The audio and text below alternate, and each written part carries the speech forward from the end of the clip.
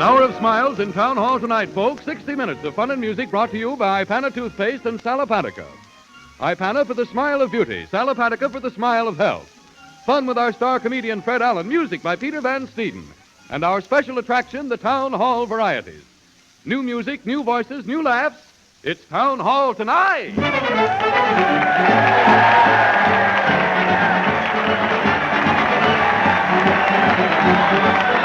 Listen to that crowd cheer Fred Allen as he leads the parade to the old Town Hall. Fred's leading the band with a bottle of beer, followed by those flatheads of the theater, the mighty Allen Art players. Let's join the crowd. Everybody's going. Everybody's going. Here they come, home folks. Says here some theater play won that Pulitzer Prize, Henry. Well, if I was Pulitzer, I'd give a prize to that radio show, Ma. It's Town Hall tonight. Tickets. Tickets belong on the sidewalk, brother. You can't picket in my store. You ain't keeping me outside while that radio's going, mister. It's Town Hall tonight. Grandmothers. What you doing, Granny, holding that radio up to your ear? I can't find my ear trumpet, Lucy, and it's Town Hall tonight.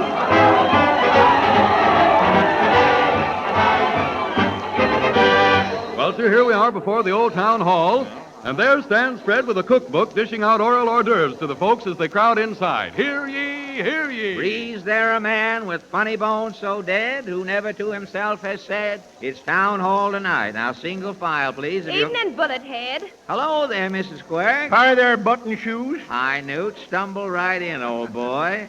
You laugh, you roar, just pass through that door on the inside. And hurry, hurry, hurry, You're hurry. all set, Fred? You bet, Harry. Peter's opening the show with All God's Children Got Rhythm from the picture A Day at the Races. Righto, Fred. We're off, Peter.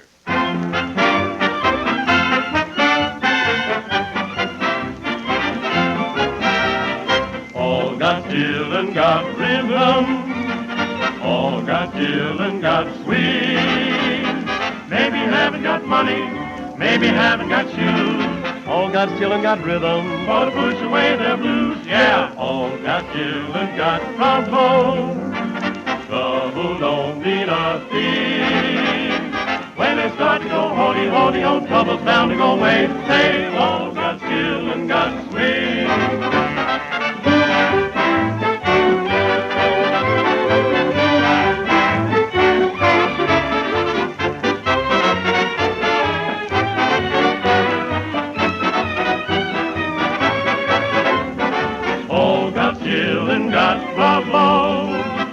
Trouble don't mean a thing. When they start to go holy, holy, ho, trouble's bound to go away. Say, all got children got swing. Presenting that humdrum harbinger of heady, handmade, hard-hitting harem-scarum, a Paticus howling hawker of hair-raising hilarity, hurling high-handed hyperbole, humorous hunks, and heptangular hanky-panky, that handsome, hysterical, helpful Henry... What's his Fred name Allen, again? in person. In person.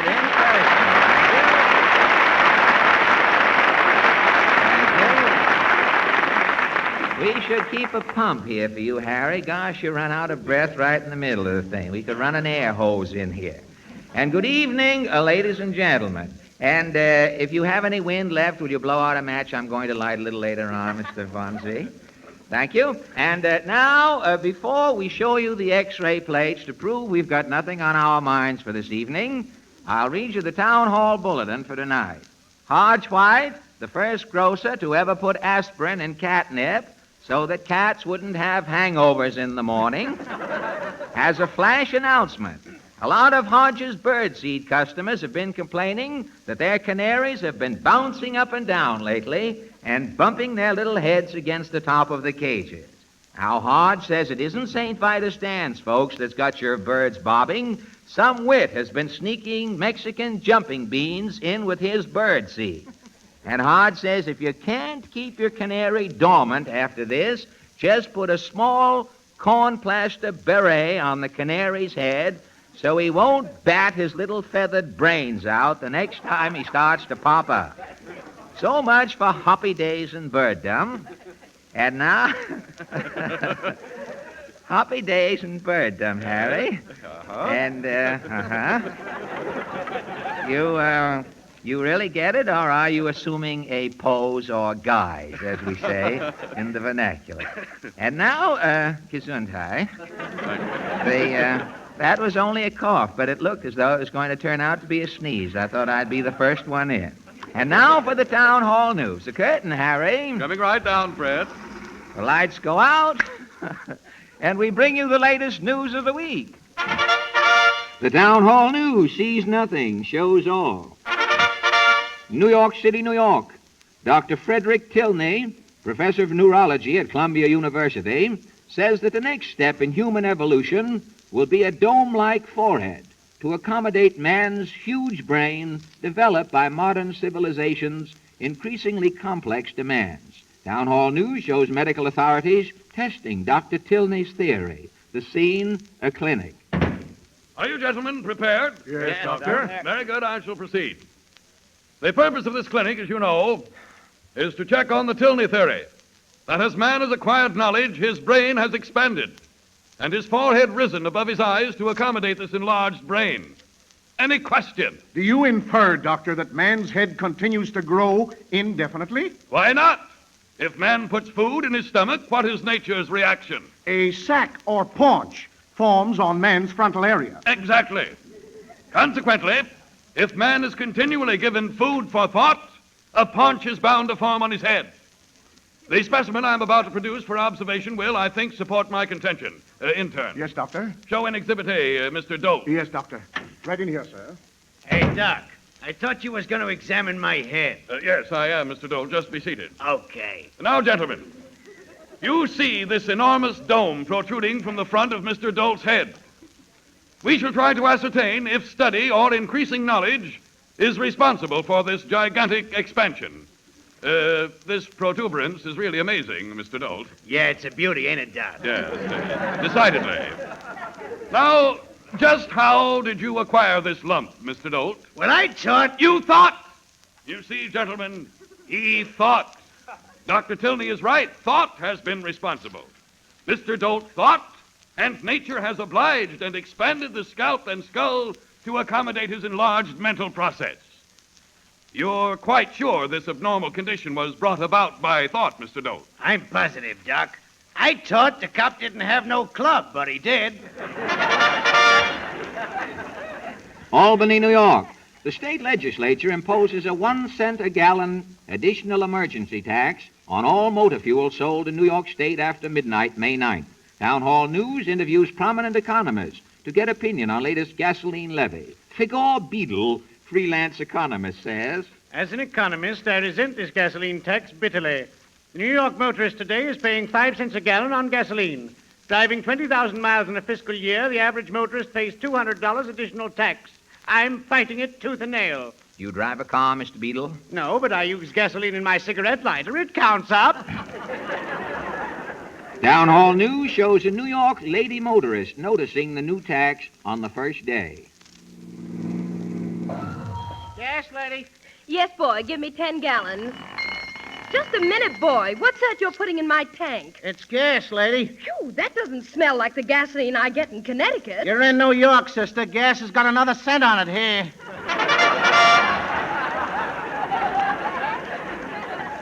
Washington, D.C. Judge John P. McMahon, prominent justice in District of Columbia Court, rules that a parent has an undisputable and constitutional right to spank an unruly child. Town Hall News brings you this momentous ruling as it might have been read in the Washington court. Order in the court. Order in the court. The judge is about to render a decision. Will you review the case, clerk? Yes, Judge. Plaintiff, Mrs. Tudor Grundy versus defendant Tudor Grundy, husband. Plaintiff accuses defendant Tudor Grundy of spanking his 11-year-old son, Tudor Grundy Jr., and charges defendant with assault. Thank you. The court is ready to give its ruling. Whereas it has been duly claimed and proven that the aforesaid Tudor Grundy is the duly sworn male parent of the aforesaid male son, Tudor Grundy Jr., and whereas it has been irrevocably shown and sworn to that said male parent Tudor Grundy did on the night of April the 10th with malice aforethought whip, spank, flog, and otherwise molest the person of his son, Tudor Grundy Jr., and whereas it has been duly charged that said molestation upon the aforesaid person of said Tudor Grundy Jr. will constitute assault and be construed as unconstitutional, the court rules that whereas The said Tudor Grundy Jr. did by his obstinacy, obduration, incorrigibility, and otherwise obnoxious antics provoke his male parent to the apex of distraction.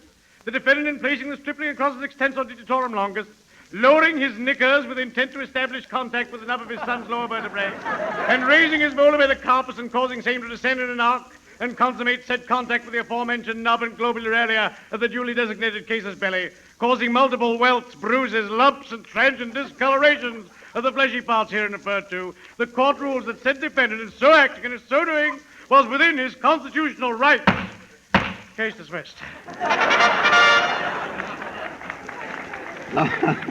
Los Angeles, California. European film producer suing Miss Greta Garbo for $10,000 has just had his case postponed until June 21st. Town Hall News interviews intimate friend of Swedish movie queen to get the true facts of this unusual case. Is your friend innocent or guilty, Miss Jorgensen? Greta is innocent, of course. Well, if Miss Garbo really borrowed the $10,000, why doesn't she pay it back? She wants it to be alone. Richmond, Virginia. The 12th annual reunion of the Central States Hay Fever Association is scheduled to be held in Richmond, Indiana on June 13th. Town Hall News shows the Hay Fever Convention being called to order. Members of the Hay Fever Association, our convention is officially open. Hey, hey! Oh, shoot!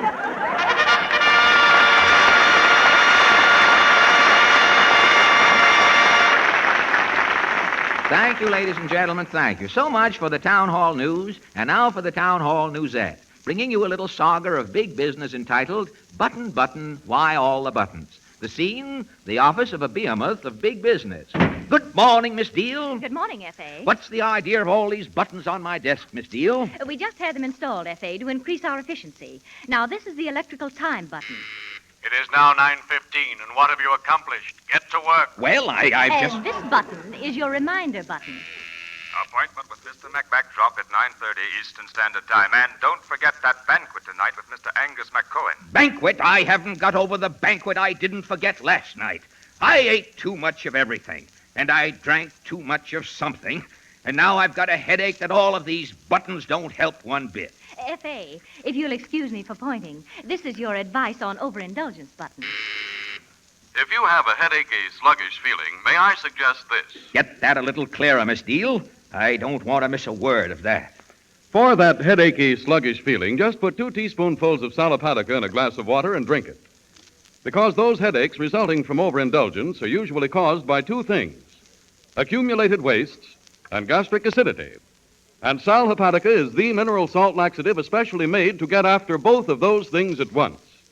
It removes wastes through laxation, and it counteracts that acidity. So, ladies and gentlemen, if you forget the night before, the next morning, remember Sal Hepatica for the smile of health.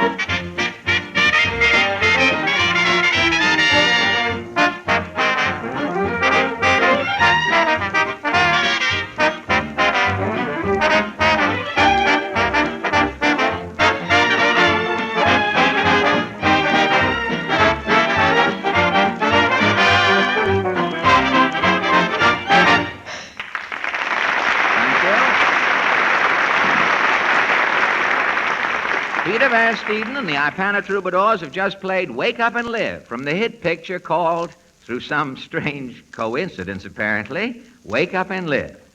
Miss Ophelia Stride, president of the Bloomer Girls Hiking Club, is going to speak here at the town hall. Miss Stride's talk is called The Girl Hiker. Should she go for a tramp unchaperoned? Now, on Sunday morning... Mr. Allen! Quiet. Mr. Allen! If that's some chambermaid making a bedlam down there. Hello?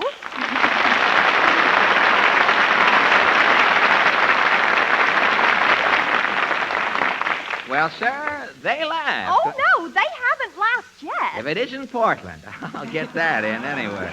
You'll find out. This is where they laugh. No kidding. Mr. Lapidus! Blossom! Oh, now don't. Oh, now, wait a minute. Coming, all is well. Lapidus are pixies in the dell. What became of the others, Mr. Lapidus? I can only hope. Hope springs internal, buddy, and where there is hope, there springs out Beverly Lapidus. Didn't you bring your company, Mr. Lapidus? Positively. My little company is bringing up the rear. Blossom, Tyrone. Here already, Beverly. Likewise indeed, Beverly, likewise Hey, wait a minute. What is this? You remember Mr. Lapidus, Mr. Allen. What, you are not recalling the Lapidus Little Theater Guild? To meet Beverly Lapidus is to get it wholesale.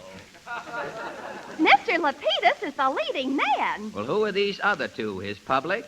I am Blossom Loudvogel. Drama lovers in the know are calling me the Helen Hayes of Hester Street. And nobody's asking, but just in case, I am Tyrone Shapiro. In my last role, Jeeves the butler in your Chicago, Winchell is giving me positively a noche. The Lapidus Little Theater Guild is a sensation downtown, Mr. Allen. Yeah? Sensations, you're saying? Why, after my last opening, stage door Izzy's is drinking celery tonic from Blossom Slipper, size 9 double B. Beverly Lapidus is the mutters of the East Side. You mean the toast, don't you? On the East Side, toast is mutters. Unless it's bulkers. Have you had any success, Mr. Shapiro? Well, confidential, Tyrone Shapiro is the last word. In The Amazing Dr. Lefkowitz, I am playing the heavy, a chiropractor. A sensation. A sensation, it says. Yeah. In a minor character, I, Blossom Loudvogel, am holding the audience in the palm of the hand. Did you have a big year, folks? The Lapidus Little Theater Guild is closing the season downtown that is nothing short of breaking given. What shows did you put on? We are running the gamut. I will reviewing the guild successes. Tyrone? No, so what, Beverly? Who is the manager, the leading man, and the press agent for the guild? So who's denying that's you, Beverly? Then Beverly Lapidus will reviewing the successes. If Blossom Loudvogel is playing possum, I'm giving notice. You are going tamper with mental? No, but ladies first. I, Blossom Loudvogel, will review the successes. And Tyrone Shapiro is tongue-tied on the contract, maybe, huh? Is Beverly Lapidus saying you are tongue-tied under contract? Legally, you could speak, but who will listen? Can't you take turns, Mr. Lapidus? So what sauce for the goose is a spot on the tablecloth? Listen, how many turkeys did you baste artistically all season? We are opening Labor Day to packed houses with Uncle Tomaszewski's cabin, our revival. I am starring as Uncle Tomaszewski, a slave. Hi, you all. Blossom Loudvogel is playing Little Eva with Baby Talk. And again, holding the audience in the palm of the hand. Was it a big opening? Was it everybody in evening suits, white shirts? Downstairs, it's looking like an ocean of sour cream. What part did you play, Tyrone? Tyrone Shapiro, again, a heavy, is portraying Legree. I am calling myself Simon Simon. It's bringing down the house. Bringing down the house? It's too bad you got out from under. What other plays did you put on, Mr. Lapidus? Second, by ghetto demand. Beverly, so now it's my turn to explain. So go ahead. So I'm going ahead. So second, by ghetto demand, We are playing Ruggles the Red Cap. Again, Tyrone Shapiro's a heavy. And again, who is holding the audience in the palm of the hand? Who, Blossom? Who indeed but little old Blossom Loudvogel in person. I'm playing her as a cutie with savoir faire and throwing in a French accent. And don't forget Beverly Lapidus, ad-libbing a rip-snorting two-gun schlemiel from the wide-open playhouse, is, I am quoting Esquire, some pumpkins. Did Ruggles, the red cap, go over big? The first night, no. Libby's Turkish Bath opened a new steam room by invitation against us. Then what did you finish the season with? Dead end? The season is coming to a better conclusion starring Tyrone Shapiro in Getting Goidy's Goidel, a musical. Blossom Loudvogel is playing Goidy. Slightly askew, but barely noticeable. And in this play, Beverly Lapidus, to the dismay of several, is not appearing. Why not? The doorman quit, so as a special gesture, I am taking the tickets. Yes, and Tyrone Shapiro, still a heavy, is Getting Goidy's Goidel and supporting the entire cast. And where was the audience, Mr. Noel Shapiro? In the palm of your hand. From force of habit, exactly. Well, look, now that you've closed your season, I suppose you'll have to lay low until your success blows over downtown. No, Mr. Lapidus wants us to put his little guild on the radio, Mr. Allen. Really? Yes, I am bickering with our sponsor, Weintraub's Dated Strudels. For radio, we are prepared with a hillbilly drama. How does it go, Mr. Lapidus? Quiet, we will give you a sample. The curtain is going off. Tyrone Shapiro is singing. With Blossom Loudvogel giving out with hot licks. 1, 2, Blossom. Make through the nose. She'll be coming out to the subway when she comes. She'll be coming out to the subway when she comes. She'll get off at Old Delancey. She'll be dressed up fancy schmancy. She'll be quitting the Tabora when she comes. When she comes. That gives us an off-key idea. Yes, and then I, Tyrone Shapiro, an old hillbilly, but a heavy, am coming in. Give, Blossom, give. Aha! So it's you all, Peppy Pinkers. Aha! Reckon you're the highfalutinest girl in these parts. Sally Ginsburg. Aha! Stand back, Peppy Pinkers. You grizzly old hillbilly, you are. Aha! So, for instance, who are you, Bumpkin? I am Sally Ginsburg's paw. You all ain't Ruth Ginsburg. So, who is saying nay? You got witnesses, maybe? Confidentially, you all can go, Peppy Pinkers. What? You ain't making my little daughter Sally Ginsburg no child bride. Now get, but positively. Curtain. Gosh, that was great, Mr. Lapidus. Lapidus Little Theater Guild is on the air. Starring Tyrone Shapiro. Starring Blossom Loudvogel, holding the Now, audience wait a in minute, the wait a palm minute. It's hard to believe, but there are some things even radio won't stand for. Quit stalling, buddy. Where is the dotted line? Never mind the dotted line. The B line is through that door. That sounds final, folks. It is. So long, Portland. Tally, Lapidus.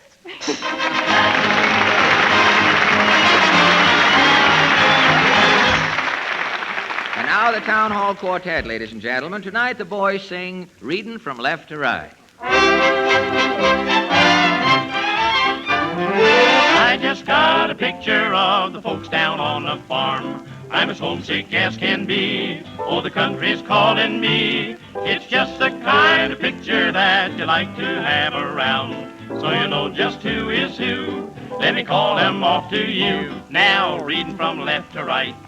There's Pa and Ma, the dog and the cat, the cows and the chickens, and Aunt Ella Pickens, Uncle George and the pigs, and the old gray mare. Reading from left to right. Now, reading from right to left. There's the old gray mare, the pigs and Uncle George, and Ella Pickens, and the cows and the chickens, and the cat and the dog, and Pa and Ma. Reading from left to left. But I'm so disappointed, I'm as blue as I can be. For the man who took the picture overlooked the one that means the world to me. Reading from left to right. Say, where is the girl that I love the best? I don't see her picture with my pa and the rest. I hope she's in the barn getting eggs from the nest as I'm reading from left to right. Where was that gal with this thin type of cook? She was pretty as a picture into a book. Rowdy Dow, how she could cook. Let's try again, boys, and have another look. Reading from left to right. There's a cow and her calf and the horse called Dan, big Uncle Si and the old milk can. And the scarecrow, too. No, that's the hired man. And green grass grows all around while you're reading from left to right. Now, reading from left to right, there's the old wood pile and the big sawbuck where I used to work, and cuss my luck, wondering how much wood would a woodchuck chuck. And the green grass grows all around while you're reading from left to right. The barn is in the background with the pump there on the side. And over there's the woodshed where Pa used to whistle as he tanned my hide. Reading from left to right. There's Pa and Ma and the dog and the cat. If I had a chance, I'd change all that. You'd just see the girl in the little green hat as you're reading from left to right. As you're reading from left to right.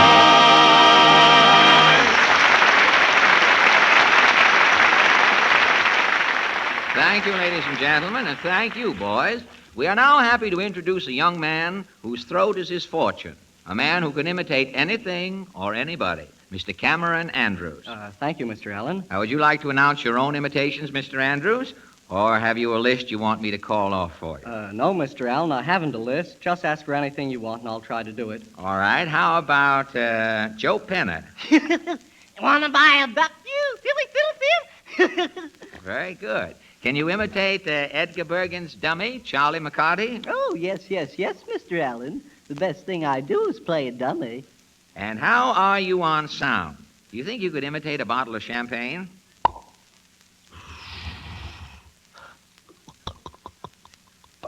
Say, that's fine. That gives me an idea. Can you imitate a tube of Ipana toothpaste? Well, no, Mr. Allen. That's the only thing I can imitate. Yes, and he's right, Fred. No one can imitate Ipana. Because Ipana is designed to be more than just a toothpaste. When used with massage, Ipana is of special benefit to your gums. And here's the way so many dentists explain why that's so important. When our gums are soft and tender, our teeth are seldom bright and sparkling. And our modern, creamy, well-cooked foods do not give our gums enough exercise and stimulation to keep them firm and healthy. That is why we say every time you brush your teeth with Ipana toothpaste, ladies and gentlemen, massage your gums with a little extra Ipana. And in that way, you'll help give them the toning and stimulation they need to keep them firm and healthy. The stimulation that helps guard against gum trouble. And besides, your teeth will be brighter and your smile naturally more attractive if you'll always remember Ipana for the smile of beauty.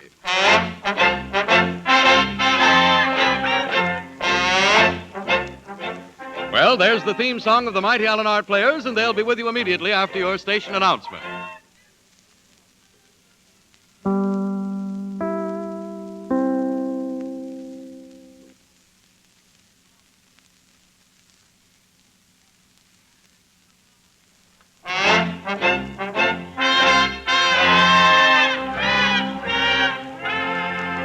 And now, ladies and gentlemen, tonight, the Mighty Allen Art Players join the great majority and take cognizance of the coronation. While thousands of fortunate Americans have been able to journey to London to witness this historic spectacle, millions of Americans have been forced to remain at home and receive their impressions of London's momentous ceremony secondhand. Now, in an effort to enable these neglected souls to share in the gala festivities and to show the stay-at-homes what happened to thousands of tourists, we present a town hall travelogue. Tonight, we take you to merry England, that little body of land surrounded by water and people trying to get a front seat at the greatest pageant the British Empire has ever known. Music, Peter.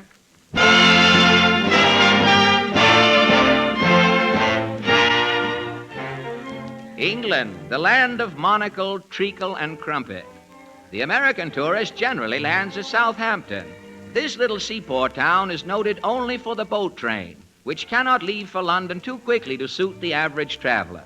In his hurry to entrain, the American seldom reckons with the English attitude, and scenes like this are common as the boat train leaves. Ticket window open. Get your tickets. Single, please. Destination? Newcastle, third class. 7p halfpenny. Tall. Righto. 2 tickets for London. Hurry, Bud. 2 one-way or 1 round trip? 2 tickets for the wife and me. Yes, and make it snappy. Americans, aren't you? Yeah, we're from Logansport, Indiana. About to deport! About to deport! That means all aboard, Homer. Hurry up. Yeah, come on, step on it, Bud. 2 for London. What class? Yale 16. What's that got to do with buying tickets? coaches are first, second, and third class. Give me first class. Approximately leaving. Lost school. Approximately leaving. That's the last warning, Homer. Shake a leg. Well, I'm trying to buy the tickets, ain't I? I say, you Americans are all fuss and feathers. Yeah, it wouldn't hurt you to get a wiggle on. But I'm not going anyplace. Why should I wiggle? We ain't going no place either if we don't get them tickets. Come on, slowpoke. 2 for London. Here you are. You Americans are a caution, really. London special departed. Reese, we missed it, Homer. You missed it. You mean you made us miss our train on purpose? Yes, Yankee. Now we're even for Bunker Hill.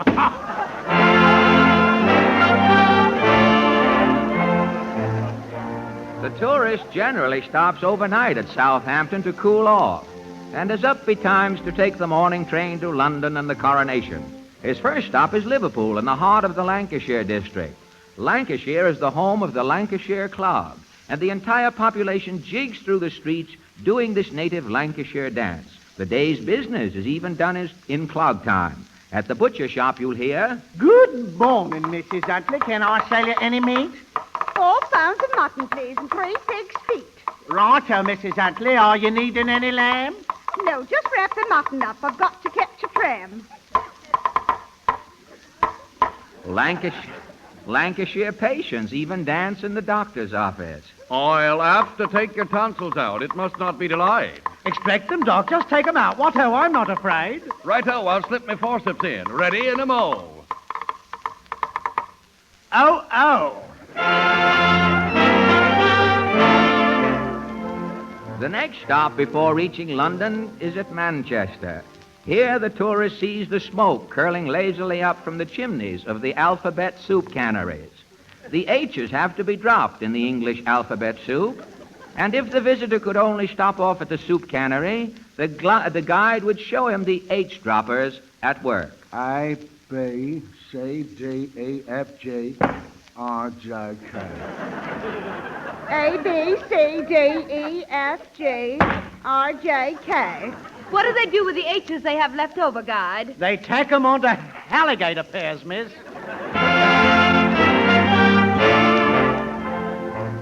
Arriving at London, our tourist finds every hotel filled to overflowing. At the Savoy, the phone girl says... Try the Barclay. At the Barclay, the doorman says... Try the A-Market. At the A-Market, the clerk says... Sort of, old chap, we're booked solid. Scouring the suburbs, he finally comes upon a boarding house and prevails upon the landlady to put him up for the night. Haven't you got a single room left? Well, I can put you up in the Hell Cove. It's 10 shillings. Well, here you are. The name's Jones. Right you are. Now, where's the room? Through this door here. I'll snap on the light. Hey, wait a minute, lady. There's a guy in this bed already. I told you me house is filled. Well, listen, I can't sleep in a bed with no stranger. Oh, that's easily fixed. I'll introduce you. Here, wake up, Mr. Robb. Oh, shy, what's the row? It's me, Mr. Robb, Mrs. X. Righto, Mrs. X. What is it? Meet Mr. Jones and move over. With living accommodation settled, the tourist ventures out the next morning to view the sights. An American in London soon learns that many customs differ from those in the States. The American usually has trouble at the telephone. The scene, a draper's shop. Can I use your phone, floor walker? Righto. Take this phone on the counter, sir. Thank you. Hello? Ready at this end? Give me Grosvenor 5050. Grosvenor is pronounced Grosvenor.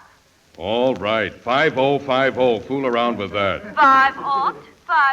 Listen, sister, it's 5050. 50-50. Get it? I shall put you through. Grosvenor 5050. What do they call the London 400? The 400? Grosvenor 50 is in order. Hello. What? Hello. But I don't know you. Is this Grosvenor 5050? Rather, but... Well, hello. I've just said I don't know you, and you persist in shouting hello. Hello. I see you're a bounder and a cad. I resent your beastly familiarity. I'm pipping off, definite flat. Hello. I say, can I be of any service, old boy? Yes, floor walker, I'm trying to get a number on this phone. Yes, I heard you shouting hello. That's the American method. What's wrong with hello? Well, it simply doesn't fit, old boy. In London, we merely say, are you there? Are you there? Yes, if the party is there, he's there. If the party isn't there, he isn't there. It's quite simple, really.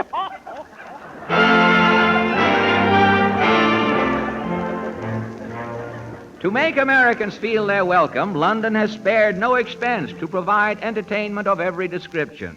The baseball enthusiast at the coronation is royally entertained at English baseball games. Baseball in London is played more leisurely, and scenes like this are in order. Stop a moment with us back of home plate. Hip, hip, hooray! Are you prepared to carry on, batsman? Right you are, referee. Ready at this end, pitcher? Right you are. Strike three. You're jolly well out, batsman. Oh, I say, a trifle high, don't you think, referee? Possibly, Pemberton, but you're high-waisted, old boy. Oh, yes, so sorry, ref. I shall retire. Batsman ready? I say, where's the next batsman? Here, I'm batting next. I don't believe we've met. I'm Wilberforce, the referee. I'm Fitzhugh, left posture for Leamington on the tee. Oh, charmed, Fitzhugh. Charmed, definitely. Thank you. Mind if I stand here? Oh, not at all. Lovely day for batting, isn't it? Delightful. Mind if I bunt? Not at all. Are you ready? Righto, let's get on with it. I say, pitcher, ready at this end? Right you are. 4-1. Thank you. It really was a strike, pitcher, but I noticed you were wool-gathering, old boy. I shall give you another try. Sporting of you, what? Ripping, I must say. I shall be on my guard. Righto, pitcher! Ready at this end? Right you are. Strike one! Really? Rather. Right over the saucer, dear boy. Oh, I should have had a go at it. How about a spot of tea before the next ball? Do you mind? Steady the old nerves, you know. Quite. Tea, boy! I say tea, caddy! A big ref, old bead. A spot of tea for Fitchall. Cream or plain, sir? Neat, if you don't mind, caddy. Thank you all. Scone, ref? Oh, just tea, thank you all, caddy. Right you are, sir. Now, this hits the spotty, what? Rather. I was completely bucked. Care to have another go at the ball? Righto. Your cups, gentlemen. Thank you all, caddy. Ready at this end, Fisher! Right one. 2. Oh, I say, ref. Don't be so indefinite. 2 what? 2 divine. Strike 2. American coronation tourists lucky enough to visit the London radio studios could hear the amplifiers picking up the broadcast of the English announcers describing the coronation procession as it passed the various street corners where their microphones had been set up. The coronation broadcast to America is just starting. Hello, America! Hello, America! I'm here at the corner of Hargett and Margaret. Oh, it's terribly foggy. I can't see a thing. I hear something, though. Wait. Big Ben is about to strike the hour. Thank you, Big Ben. And hello, America. That was Big Ben. Now I shall give over to Bromley. Remove it, Bromley. Hello, America. This fog is soupy. It's actually so foggy I can't see the fog. I shall have to turn you back to Royston. Remove it, Royston. Hello, America. Royston back. It's still foggy. I think the coaches are passing, but I can't see a thing. Wait, I think I hear horses. Listen. Hello, America! Those were horses. Remove it, Bromley. Hello, America. Bromley back. This fog is getting worse. I think the procession has passed. Yes, I can hear cheering. Listen. Thank you. Hello, America. Those were cheers. Remove it, Royston. Hello, America. This beastly fog. I can't see to remove it. Remove it yourself, America. Cheerio, America.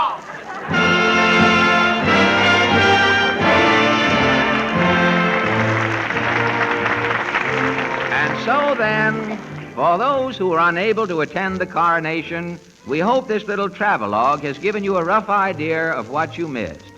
What other coronation broadcast today brought you these negligible highlights? The neighing of horses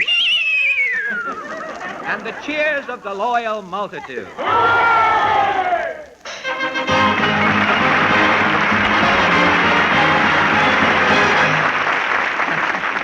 Thank you, ladies and gentlemen. Thank you. And now... Hey, folks, get your book of the broadcast. You'll never know what the show's about without this book. Here you are, now, folks. ladies and gentlemen. All Fred Allen's jokes explained with maps and blueprints. Get your copy now, folks. Now, just a minute, my friend, if I may call you that. Is that incendiary literature dedicated exclusively to me? Oh, no, Mr. Allen. This book covers the entire show, explains everything. One chapter called What's Wrong with the Theater is dedicated to the mighty Aeronaut players. Everything's explained. Uh-huh. Say, what's the lowdown on Harry Von Zell? Well, we didn't include him in the book, Mr. Allen, because everything he says is pretty concise and to the point. Like when he says you ought to take Sal Hepatica when you start the day off all wrong. That makes sense. Well, thank you, my unknown friend. And the reason it does make sense is because so many physicians recommend Sal Hepatica and have been recommending it for more than 40 years. Because when you wake up in the morning feeling sluggish and under the weather, it's usually due to two things: accumulated wastes and gastric acidity. And Sal Hepatica is the mineral salt laxative made especially to remove wastes through laxation and counteract that acidity. And since it does both of those things at once, it's the logical, common-sense thing to take.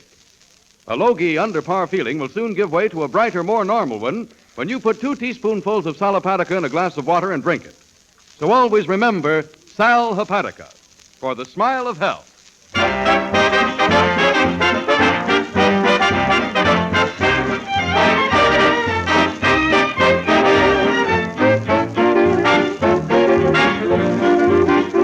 Peter Van Steeden and the Ipana Troubadours are playing Too Marvelous for Words, the marvelous words vocalized by the Town Hall Quartet.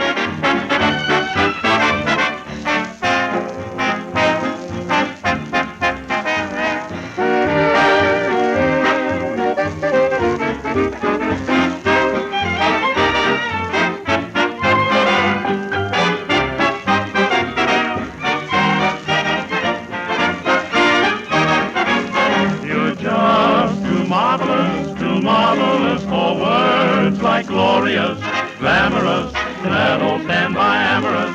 It's all too wonderful. I'll never find the words that say enough, tell enough. I mean, they just aren't swell enough. You're much too much, and just too very, very to ever be in Webster's dictionary. And so I'm borrowing a love song from the birds to tell you that you're marvelous, too marvelous for words.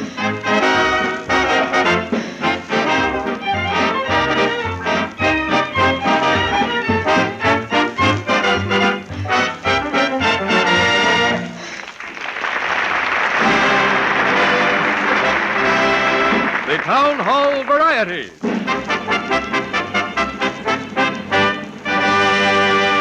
Well, Sir Peter and the band are arranging the music for our guest stars, and Fred is over there stuffing cotton in the ears of the cast so they can't hear what the audience is saying about them. Looks as though we're about ready in just a minute. Yes, here comes Fred now. What is it, Fred? Harry, I'm not going to bandy words with you. It takes too long to get them straightened up later in the evening. But I am going to first present our initial guest star, or guest stars this evening, ladies and gentlemen, Frank Sinatra and his 4 sharps. Mr. Sinatra, are you in the mood for a bit of byplay, as it were? Certainly, sure. Wild exchange of pleasantries? Of course. You have an odd name. Are you related, by any chance, to Ray Sinatra? That's right.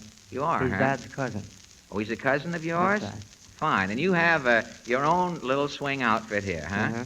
How many pieces? 5? There are four instrumentalists and myself. And yourself. That's right. Well, 4, that's a small combination for swing music, isn't it? Oh, we make it plenty loud. Don't worry about that. Oh, you do? Well, I suppose the man on the flying trapeze, after all, got along with swing all by himself, I imagine. But I was going to ask you whether the size of a musical aggregation affected the type of swing music that the band would use. Does it? Does it make any difference whether you have 5 or 50 or 40? Well, no. I think more or less you must be in the mood, and we're always in the swing mood. Oh, you're right. Well, it all goes well for us this evening, doesn't it? That's so right. so many things have happened in music. The Dixieland Jazz Band was originally, supposedly, the first jazz outfit, and jazz today is practically swing, isn't it? That's right. Gosh, I can remember when a band was considered hot if the drummer looked up from the music while they were playing. Gosh,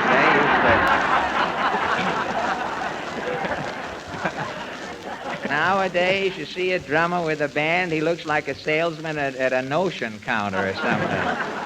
A good drummer today can play anything from a lukewarm washboard to a hot shoe tree. Well, thank you very much for your kindness, Mr. Sinatra. And now, you and your little pygmy band here, what are you going to play? We'd like to swing exactly like you. Exactly like, that's a song. Don't swing like me or you'll be creeping around here. Exactly like you. Thank you.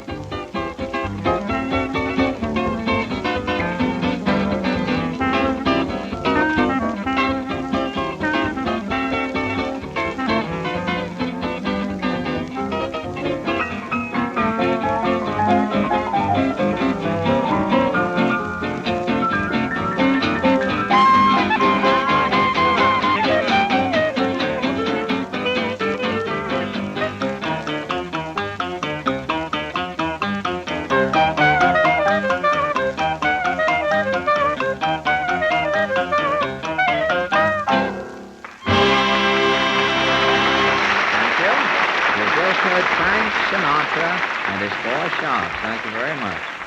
Now, ladies and gentlemen, we welcome our next guest star, a visitor from far overseas, Mr. Larry Collins.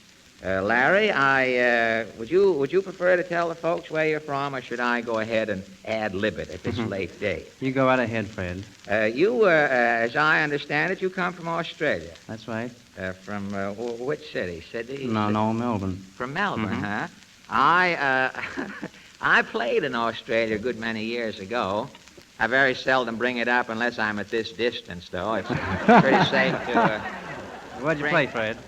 Well, I appeared at the Bijou Theater in Melbourne. Do you know where the Bijou was? They've torn that down now. Well, I knew the minute I got out of there something would happen to it. But I was going to ask you how on earth you got this far from Melbourne. Where have you been and what have you been doing? Well, I've left home quite a long time, Fred. In fact, I've been to South Africa, India, all over Europe, all over the States, Canada. Conducting your own bands, or I had my own band and as an act, but mostly as a band leader. Mostly as a band leader, huh? And what are you going to do in this country? You're going to have your own band sooner or later? That's correct. I hope to have my own radio band. Well, not before 10 o'clock. No. I mean, not...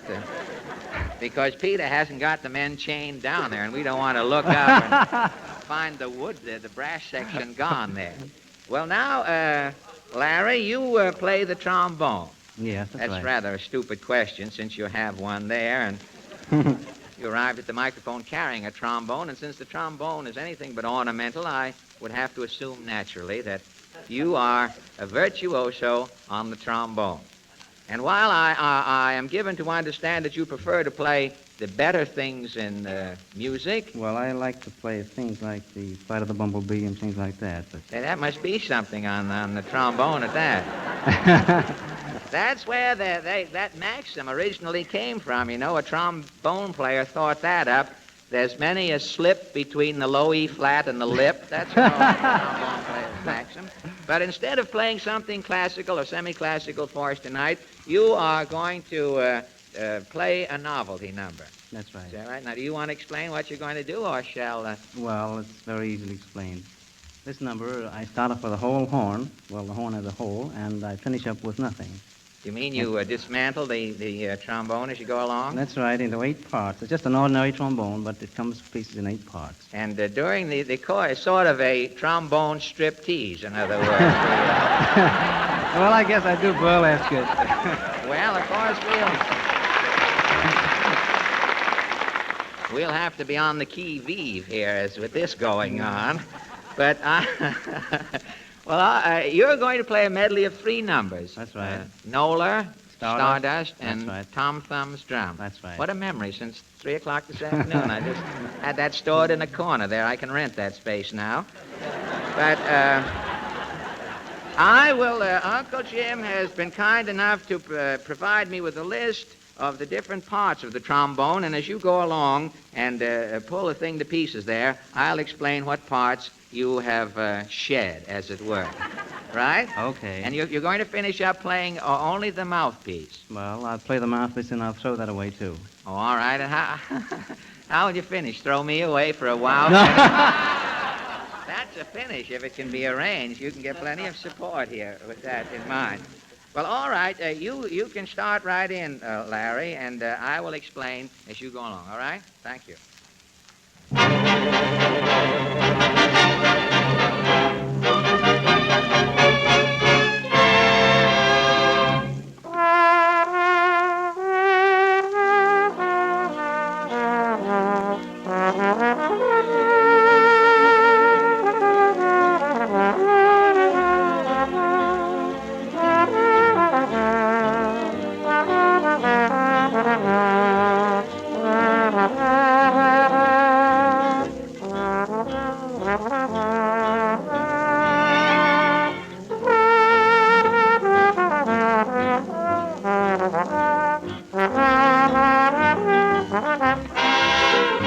Half of the bell has been removed.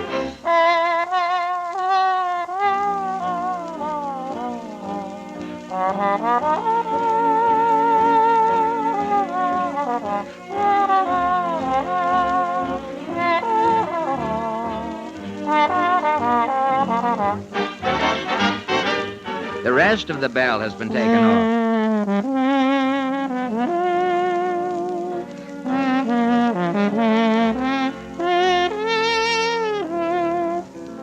And now the crook of the trombone.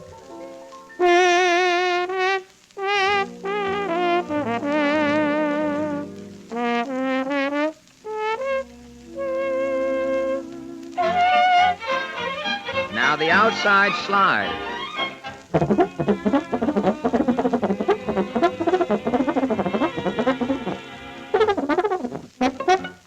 Now the inside slide has been taken off.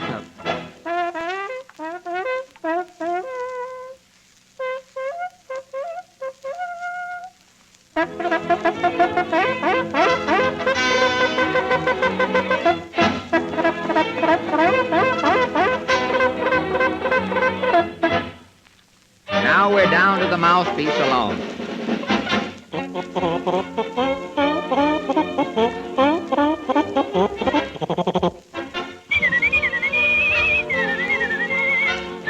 Now whistling through the mouthpiece.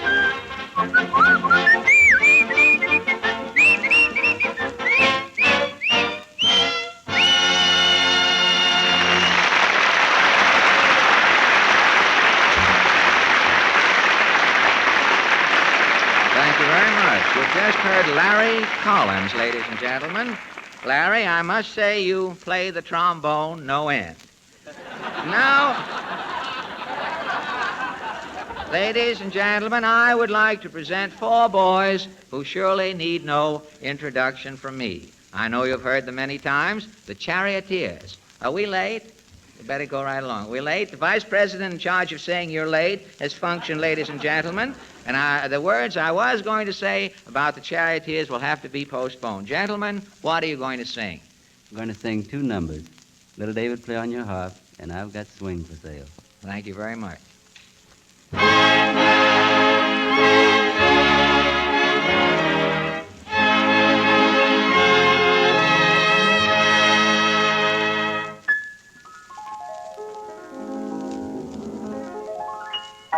Little David, play high on your harp, hallelujah, hallelujah. Little David, play high on your harp, hallelujah. Little David, play high on your harp, hallelujah, hallelujah. Little David, play high on your harp, hallelujah. I done told you once. I done told you twice. that's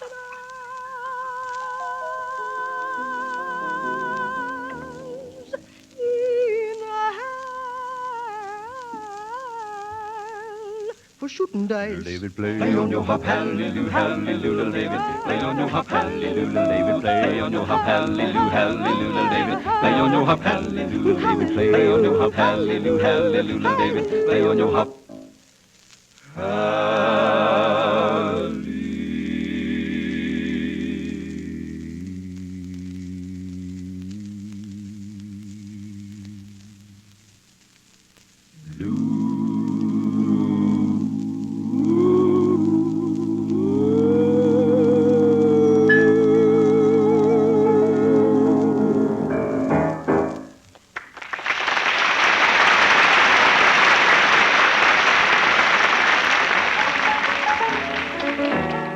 Whoa, if your rhythm's meant to dreamy, and you like your trumpet screaming, that's when you should call to see me. I've got swing to say, oh baby. If you think a waltz is horrid, and you like your rhythm torrid, till it makes you mop your forehead, I've got swing to say.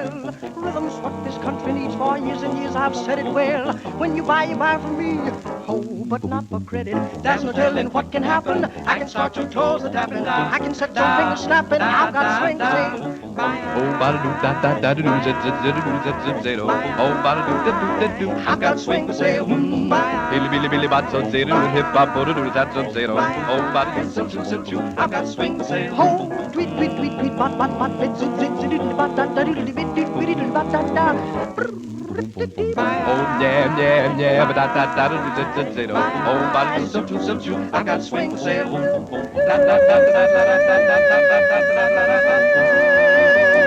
got swing to say.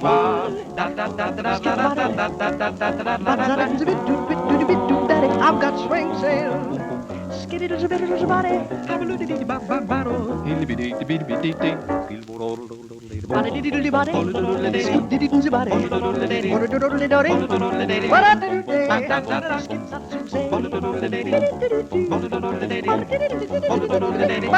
day. Now I've got. Now you've got. What I've got. Now what you got? Now I've got. Swing. Swing.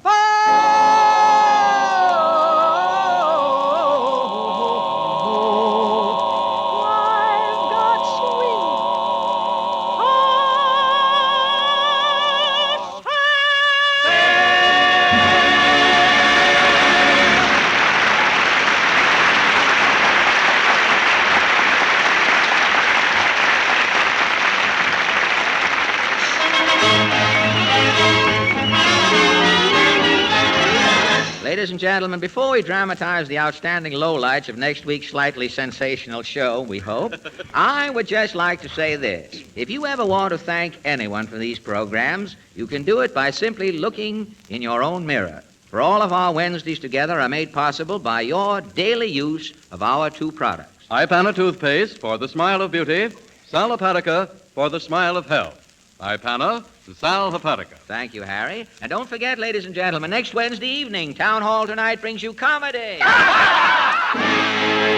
Drama. Please, Henry, stop choking her. No backseat driving, Mary. I'm trying to start this car. Stock market reports. Old Universal trailer for a long pull. And music. Good night.